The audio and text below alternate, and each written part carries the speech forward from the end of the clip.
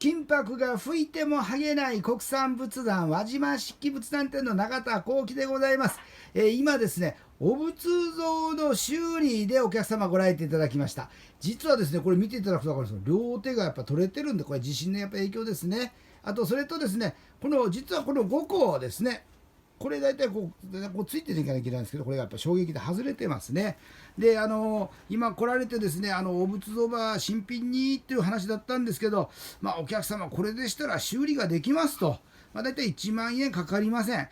ですから大体新品に買うと5、6万しますのでということで、修理という形になりました。大体10日ぐらいかかりますけど、よろしくお願い申し上げます。お客様しばらくお待ちくださいませ。